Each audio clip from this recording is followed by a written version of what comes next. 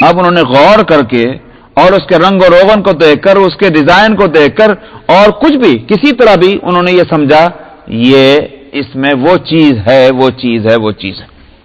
مثلا مزاج اس کا ٹھنڈا ہے کہ گرم ہے، مثلا یہ کہ یہ بھوک کو مٹا سکتا ہے کہ نہیں مٹا سکتا، سمجھ آیا؟ یہ ساری چیز فرشتے ان چیزوں کو نہیں جانتے تھے۔ آدم علیہ الصلوۃ والسلام بتلانا یہ ہے کہ ایک تو علم وہ ہوتا ہے کہ جتنی بات بتلاؤ بس اتنی معلوم ہے، اس سے زیادہ نہیں، اور ایک صلاحیت یہ ہوتی ہے کہ اتنی سی علم دو اور اس کو غور و فکر کر کے اور محنت کر کے اس کو جو ہے وہ 1 میل کے برابر کر دے۔ یہ صلاحیت فرشتوں میں نہیں تھی، یہ صلاحیت آدم علیہ الصلوۃ والسلام میں ہے کہ جتنا علم دیا گیا انہوں نے اپنی صلاحیت سے اس کو پڑھا دیا۔ تو اس لیے کہا کہ وَعَلَّمَ آدَمَ الْأَسْمَاءَ كُلَّهَا، علم دیا آدم کو تمام چیزوں کے ناموں کا، ثُمَّ عَرَضَهُمْ عَلَى الْمَلَائِكَةِ، پھر فرشتوں کے سامنے ان چیزوں کو لایا گیا، اور اللہ تعالیٰ نے فرمایا انبئونی باسماء، مجھے بتلاؤ ان چیزوں کے نام، ان کنتم صادقین، اگر تم سچے ہو۔ قالوا سبحانک لا علم لنا الا ما علمتنا، معلوم ہوا کہ یہ قسم ان کو حاصل تھی، انہوں نے کہا پاک ہے آپ کی ذات، ہمیں کچھ علم نہیں مگر جتنا آپ نے بتلا دیا، آگے ہم اس میں سے کچھ اور چیزیں نکالیں، علم کے اندر سے علم نکالیں، یہ ہمارے بس کی بات۔ ارے بھائی دیکھ لیجئے، جانوروں کو بھی پتا ہے جب گھاس دیکھیں گے تو سمجھتے ہیں کہ کھانے کی چیز ہے اور وہ کھا لیں گے۔ آپ بھینس کے سامنے ہڈی لے جا کر رکھیے، گوشت لے جا کر رکھیے، بریانی رکھیے، وہ نہیں کھائیں گے۔ ان کے اپنے کھانے کی چیز جو ہے وہ گھاس ہے، وہ اس کو کھا لیں گے، لیکن گھاس کو کس طرح کھانا چاہیے وہ ایک ہی طریقہ ان کو قدرت نے بتلا دیا، وہ اسی پہ چلے جا رہے ہیں۔ حضرت انسان کو دیکھیے کہ صاحب وہ دنیا میں آئے تو یہی گھاس پھوس تھی، لیکن اس نے کیا کیا اپنے علم سے، ایک تو یہ کہ اس کے اندر سے نئی نئی چیزیں نکالنی، اس کا قلم اس کے ساتھ لگا کر، اس کی شاخ اس کے ساتھ جوڑ کر، اور پھلوں کے اندر سے پھل اور گھاس کے اندر سے گھاس اور پتوں کے اندر سے پتے، نئی قسمیں دریافت کی۔ پھر ان کے استعمال کی جو ہیں کتنے طریقے ایجاد ہوئے، گیہوں کھا خالی ویسے تھوڑی چبانے لگا، بلکہ گیہوں کو پیسنے کا مسئلہ، پیس کر روٹی بنانے کا مسئلہ، پھر ایک غلے کو دوسرے غلے کے ساتھ جوڑ کر، پھر اس میں شکر ڈال کر، پھر اس میں کھٹا ڈال کر، پھر مرچیں اور نمک ڈال کر، کیا کیا ذائقے اس نے بنا ڈالے۔ ظاہر ہے کہ یہ کھانے والی جتنی مخلوق زمین پر ہے وہ ایک ہی طریقے پر ایک ہی چیز کھاتی چلی جا رہی ہے، لیکن انسان نے جو چیز اس کو دی گئی تھی اور اس کو کن کن طریقوں سے استعمال کیا، یہ انسان کے اپنے اس کمال کی بات ہے کہ جو اللہ سبحانہ و تعالی نے دیا۔ قالوا سبحانک لا علم لنا الا ما علمتنا، پاک ہے آپ کی ذات، ہمیں کچھ معلوم نہیں مگر جتنا آپ نے ہم کو بتلا دیا۔ سبحانک کہ یہاں لفظ اس بات سے لائے ہیں کہ آپ کے فیصلے کی غلطی کا تو کوئی شبہ ہی نہیں تھا، پاک ہے آپ کی ذات یعنی فیصلے میں کسی غلطی کرنے میں، یہ تو ہم پہلے سے جانتے ہیں، اس بات سے اعتراض بالکل نہیں تھا، اور ہم یہ بھی جانتے تھے کہ ہم کو چھوڑ کر جو دوسرے کو خلیفہ بنایا جا رہا ہے اس کے اندر ضرور کوئی حکمت ہوگی، غلطی کچھ نہیں ہو رہی ذات حق سے، یہ ہمارا پہلے سے یقین ہے، اس لیے کہا سبحانک، بات کو یہاں سے شروع کیا گیا۔ انک انت العلیم الحکیم، بلا شبہ آپ کی ذات بڑی علم والی اور بڑی حکمت والی ہے، آپ ہی کو پتا ہے کہ اس کو کیا چیز دی جانی چاہیے اور اس کو کیوں دی جانی چاہیے، اس کے پیچھے جو حکمت ہے وہ حکمت بھی آپ ہی کے پاس ہے۔ الحلیم اور الحکیم آپ کی ذات ہے۔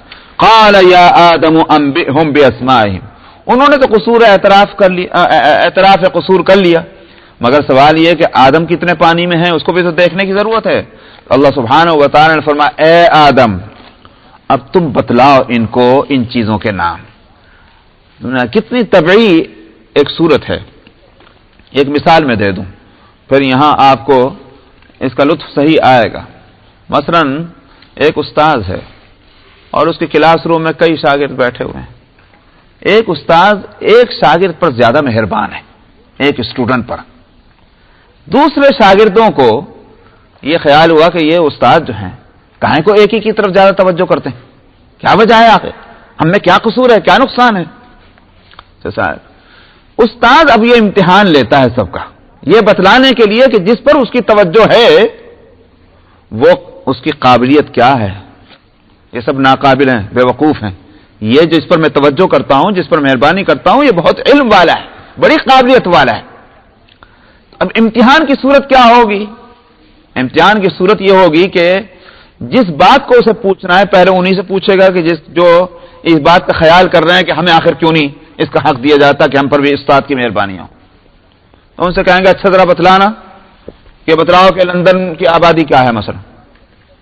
اب وہ ان سے پوچھے گا بتلاؤ ذرا لندن کی آبادی کتنی.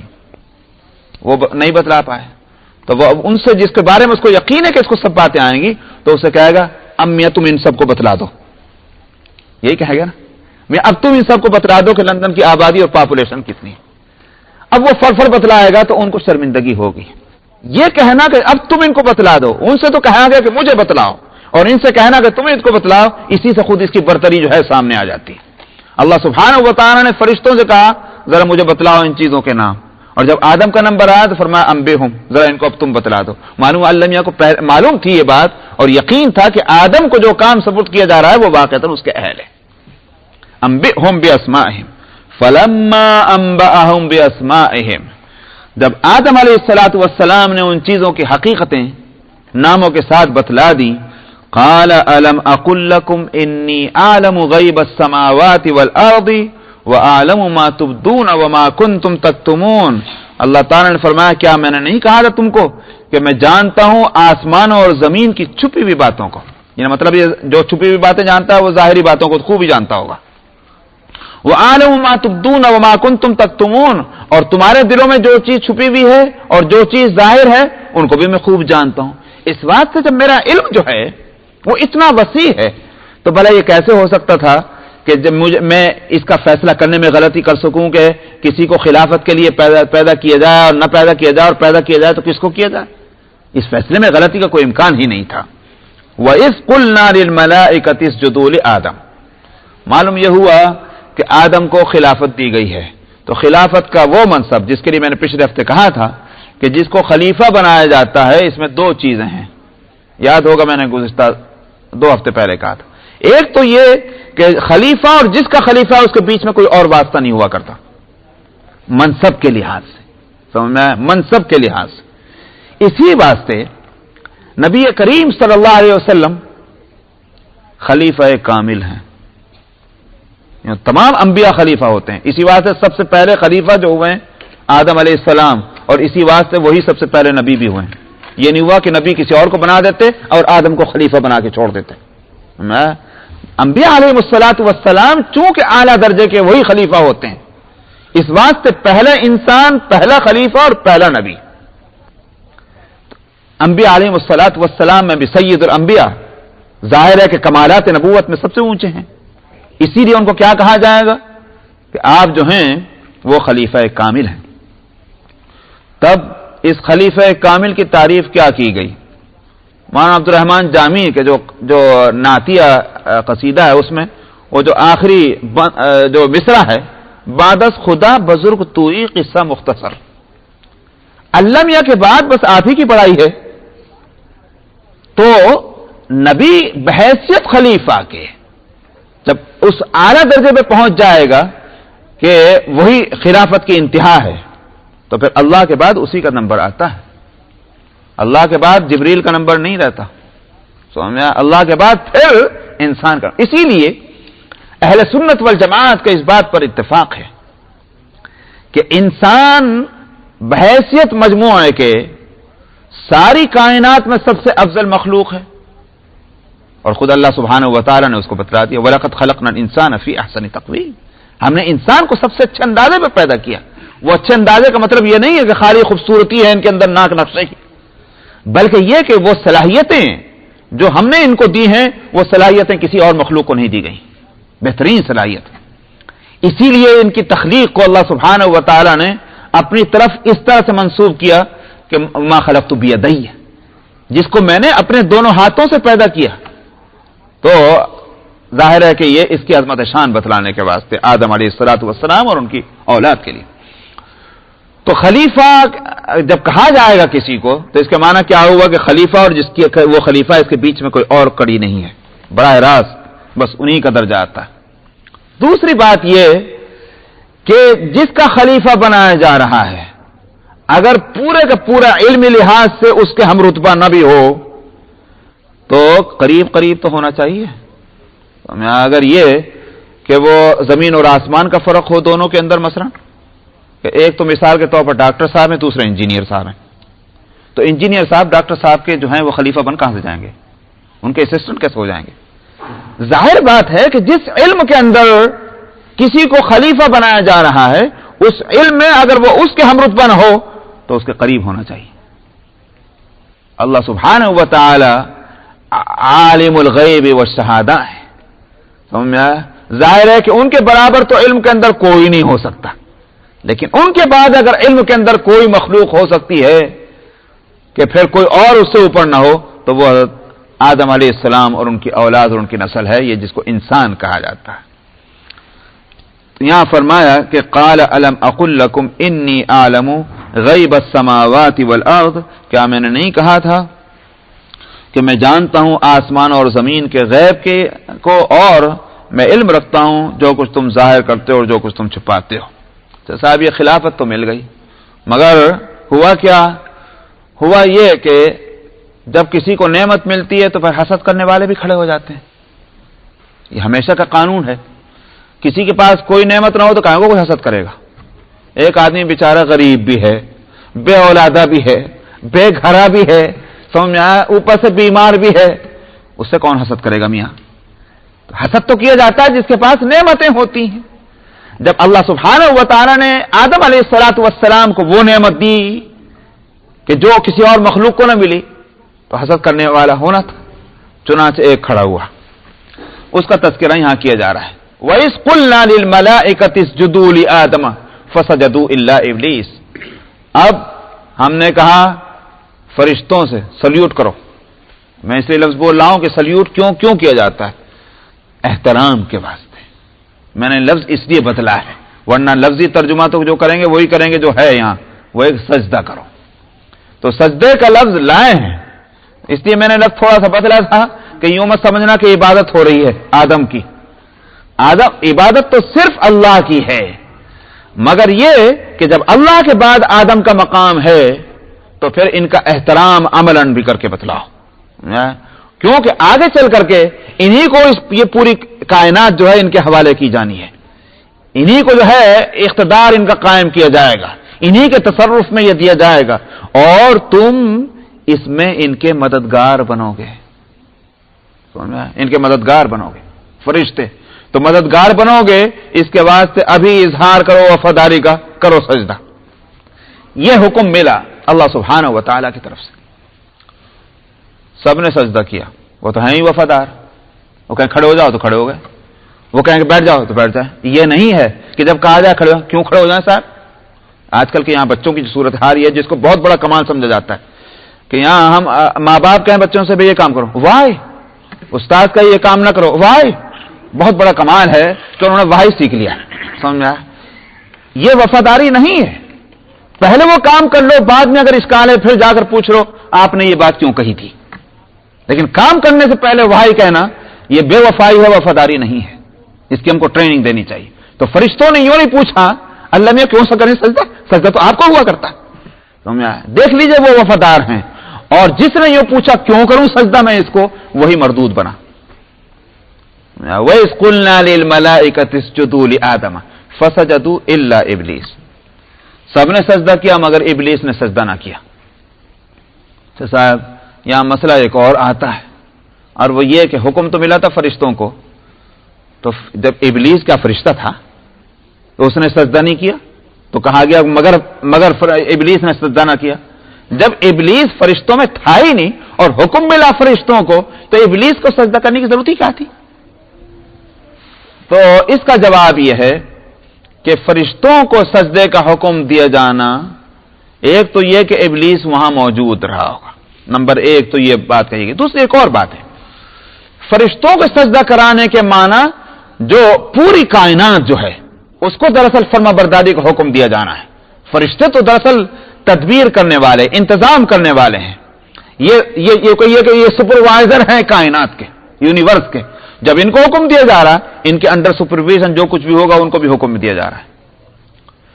تو سب نے حکم کی تعمیل کی، مگر ابلیس جو ہے وہ اکڑ کے کھڑا ہو گیا، ابا، اس نے انکار کیا، اور انکار کی وجہ واستکبر، تکبر تھا، وہ میں نے کہا کہ حسد ہوا، واستکبر وکان من الکافرین، اور اس انکار اور تکبر کی وجہ سے وہ کافروں میں سے ہو گیا۔ تو میں نے کہا کہ اس نے وہی پوچھا تھا کیوں، چنانچہ اس نے اللہ سبحانہ و تعالی نے فرمایا کہ میں نے تجھے حکم دیا تھا کہ تو سجدہ کر، کیوں نہیں سجدہ کیا؟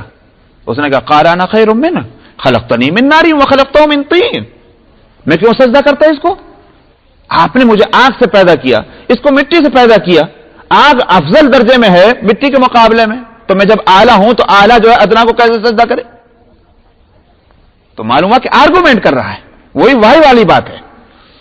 تو کہا گیا کہ یہاں اس کا سوال پیدا نہیں ہوتا، جاؤ مردود ملعون، اور کافروں میں سے اس کو اس بات پر کافروں میں سے قرار دیا گیا۔ یہاں پھر بیچ میں روک کر ایک بات کہتا ہوں، آدم علیہ السلام کو خلافت دی،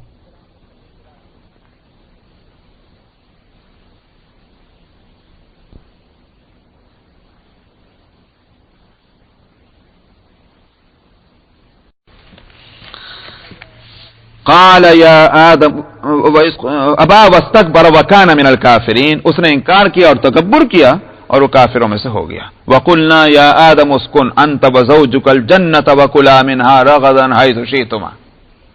اب ان آدم علیہ الصلوۃ والسلام کبھی تو امتحان لینا تھا کہ بھئی وہ جو یہ بات کہی تھی کہ یہ وفاداری خلافت کے لیے ضروری ہے، بات وہ غلط نہیں تھی، وہ صحیح ہے، مگر ایک بات فرشتوں کو جو نہیں معلوم تھی کہ علم کی ضرورت ہے، وہ اللہ میاں نے بتلا دی، مگر وفاداری بھی تو ہونی چاہیے کہ جو جس طرح کہا جائے وہ اسی طرح سے اس کام کو کرنا ہے، اس کا بھی امتحان ضروری تھا۔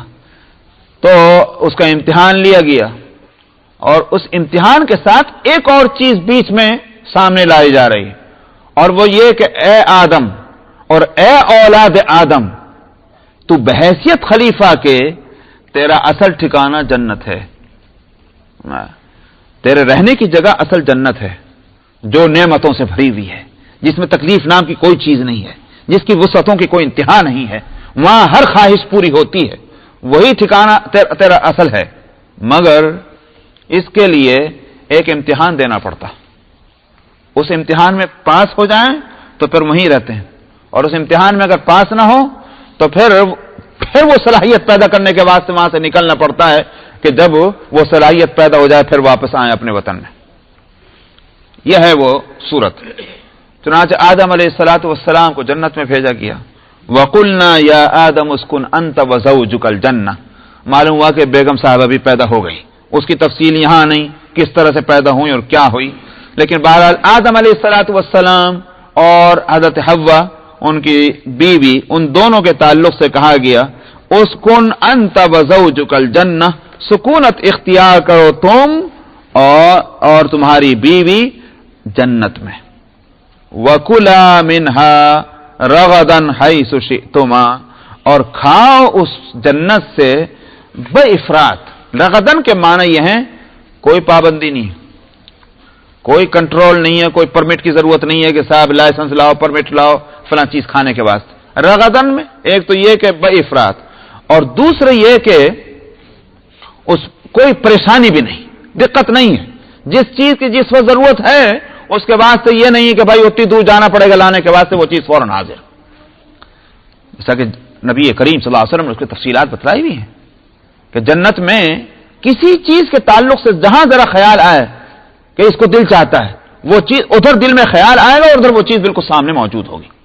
میں نے یاد ہوگا ایک دفعہ میں نے بتلایا تھا کہ اللہ سبحانہ و تعالیٰ نے جو انسان کو خلافت دی ہے، تو علم کے بارے میں تو میں نے ابھی بتلا دیا، علم تو وہ دیا کہ اللہ کے بعد اور کسی مخلوق کو وہ علم نہیں جو آدم کی جس کی صلاحیت دی گئی۔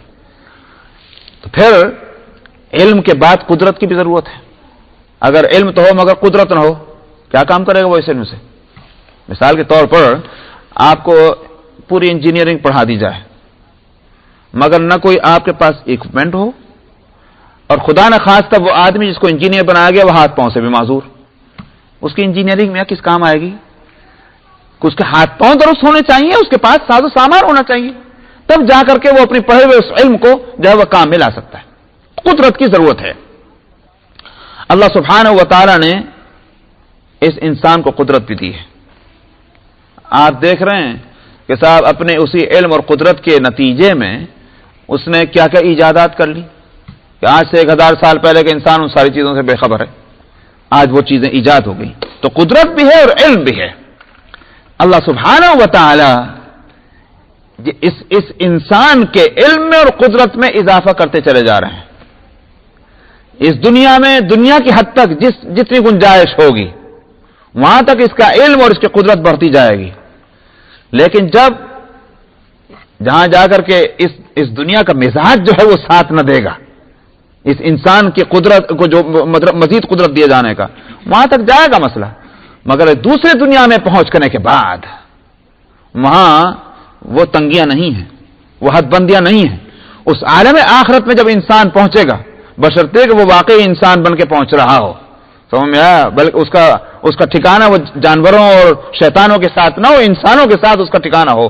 پھر آپ دیکھ لیجئے کہ اس انسان کی قدرت کا یہ حال ہوگا کہ اللہ سبحانہ و تعالیٰ کی قدرت جیسی ہے ویسی قدرت اس انسان کی ہو جائے گی. اللہ سبحانہ و تعالیٰ کی قدرت کیا ہے؟ اذا اراد شیئا قال له کن فیکون، کہ جب وہ کسی چیز کے ہونے کا ارادہ فرماتے ہیں وہ کہتے ہو جا اور ہو جاتی. کوئی ساز و سامان تیاری فیکٹری قائم کرنے کی ضرورت نہیں پڑتی، ارادہ کیا وہ کام ہوا.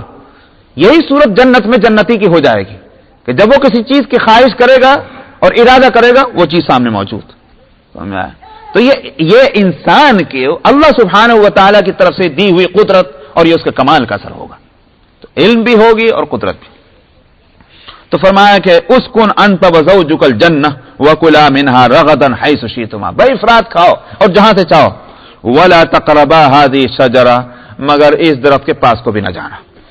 فتکونا من الظالمین، اگر ایسا ہوا تو تم ظالموں میں سے ہو جاؤ گے. وہ اس سے یہ سمجھنا کوئی ضروری نہیں کہ وہ درخت کوئی خراب قسم کا تھا، گندے قسم کا تھا، کوئی ایسا، یہ کوئی ضروری نہیں. اس سمجھنے کی کوئی دلیل نہیں. امتحان چونکہ ہے لہذا ایک چیز کو منتخب کر لیا گیا کہ بھائی سب چیزوں کی طرف جا سکتے ہو مگر یہاں نہیں جا سکتے، اس لیے اس سمجھنے کی ضرورت نہیں. اسی واسطے اللہ سبحانہ و تعالیٰ نے اس درخت کو نہیں بتلایا کیسا درخت تھا. اگر وہ واقعتاً نقصان دہ ہوتا تو پھر اللہ میاں خود ہی بتلا دیتے. نہ بتلانا یہ خود اس بات کی دلیل ہے کہ وہ درخت اپنی ذات سے کوئی برا ہو یہ ضروری نہیں تھا، بس روک دیا گیا. کیونکہ اصل میں تو آدم علیہ السلام کی اس صلاحیت کا امتحان مقصود تھا کہ وفاداری ہے کتنی ہے. دوسری بات یہ ہے کہ ولا تقربا فرمایا، یوں نہیں کہا ولا تاکلا. جب کہا جا رہا کہ ہر درخت میں سے تم جو کچھ کھانا ہے پینا کھا لو تو وہاں کہا تھا مگر اس کو مت کھانا. اس کے بجائے کیا لفظ لائیں؟ ولا تقربا. اس سے فقہا نے ایک بہت بڑا اصول نکالا ہے اور اس اصول کا اس اصل کا نام ہے سد باب ذریعہ. یعنی جو وہ راستہ وہ ہے کہ جس پر چل کر کے ایک برائی تک انسان پہنچ سکتا ہے اس راستے کو بند کر دیا جائے تاکہ وہ برائی تک نہ پہنچے. یہ ہے فقہا نے ایک اصل نکالے. اسی واسطے ایک چیز جو ہے فقہا کہہ رہے ہیں کہ یہ غلط ہے، گناہ ہے یہ کام کرنا. اب ہم قرآن شریف لے کے بیٹھ جائیں کہاں لکھا ہے کہ یہ کام گناہ ہے؟ قرآن میں نہیں مل رہا ہے. یا مثلا حدیث میں ہم تلاش کرنے بیٹھ جائیں کہاں ہے حدیث کے اندر یہ کام گناہ ہے؟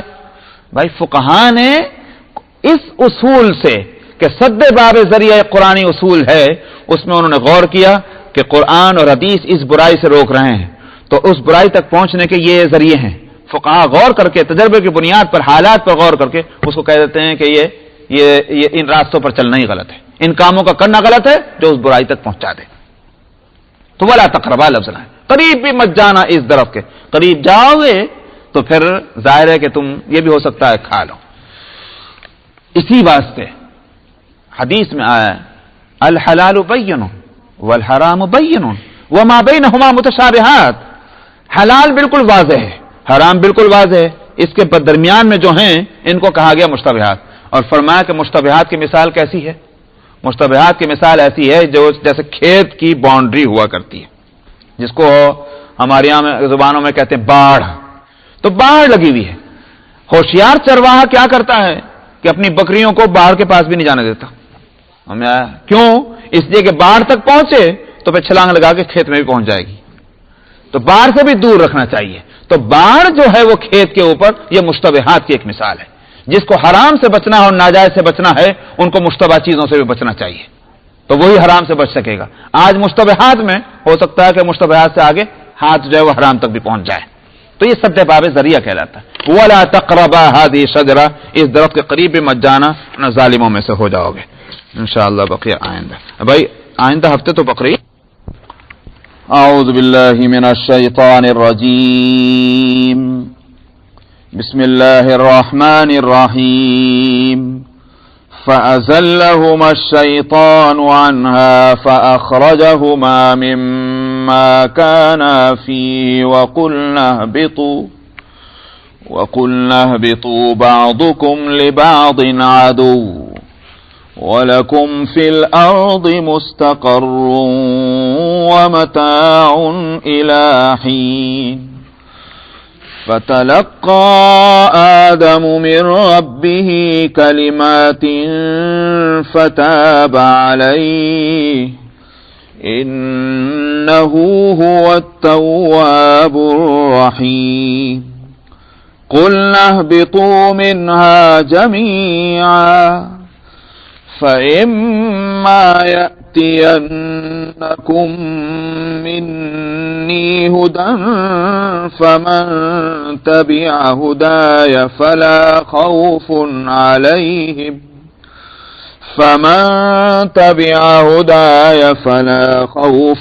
عَلَيْهِمْ وَلَا هُمْ يَحْزَنُونَ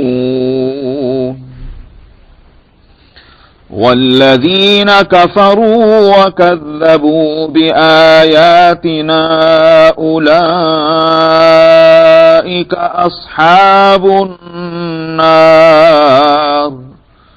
هُمْ فِيهَا خَالِدُونَ۔ صدق اللہ العظیم۔